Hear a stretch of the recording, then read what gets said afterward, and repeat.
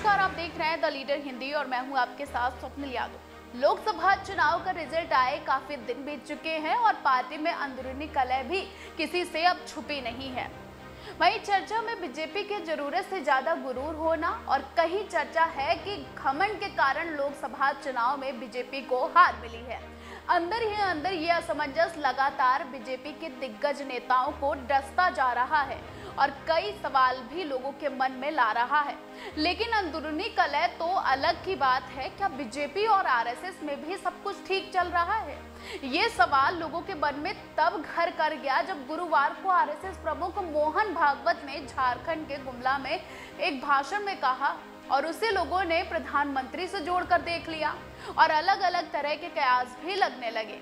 एक तरफ यूपी में जहां गहमा गहमी है तो दूसरी तरफ झारखंड से मोहन भागवत का बयान मानो विपक्षी दलों के लिए एक अच्छे टॉपिक की तरह साबित हुआ और विपक्ष इसमें मिर्च मसाला लगाने के लिए भी तैयार हो गया। वहीं मोहन भागवत ने भाषण में एक उदाहरण दिया, वो ये कि शेर और बकरी का, कि शेर की थाक जमी रहनी चाहिए। वहीं विकास को लेकर भी एक एग्जाम्पल दिया। आगे बढ़ने से पहले सुनिए कि आरएसएस प्रमुख मोहन भागवत ने क्या कुछ कहा। जहां पूर्णता ही मर्यादा हो, सीमाओं की डोर नहीं। विकास एक ऐसी चीज है, वहां जाने के बाद उसको लगता है लेकिन मनुष्य से कोई होते अतिमानव, सुपरमैन कहते, सुपरमैन फिल्में वगैरह निकलती उसमें दिखाते हैं कि अलौकिक शक्तियां जिनके पास होती, तो फिर मनुष्य अलौकिक बनना चाहता है, सुपरमैन बनना चाहता है, अति मानव बनना चाहता है, लेकिन वहां रुकता नहीं, उसको लगता है कि देव बनना चाहिए, तो देवता बनना चाहता है। तो आपने सुना कि मोहन भागवत ने क्या कुछ कहा, लेकिन जैसे ही मोहन भागवत का बयान आया मानो सियासत में एक लंबी छलांग लगाई।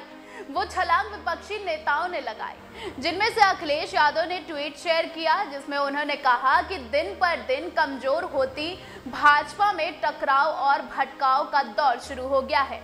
भाजपा खेमों में बंट गई है और कोई कह रहा है कि बैकफुट पर जाने की जरूरत नहीं, तो कोई कह रहा है कि संगठन सरकार से बड़ा है।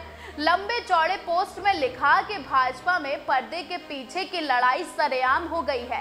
इंजन ही नहीं, अब तो डिब्बे भी आपस में टकरा रहे हैं। अब इसी क्रम में कांग्रेस नेता जयराम रमेश ने भी एक्सपर्ट पोस्ट शेयर किया है जिसमें उन्होंने लिखा कि मुझे यकीन है कि स्वयंभू नॉन बायोलॉजिकल प्रधानमंत्री को इस ताजा अग्नि मिसाइल की खबर मिल गई होगी।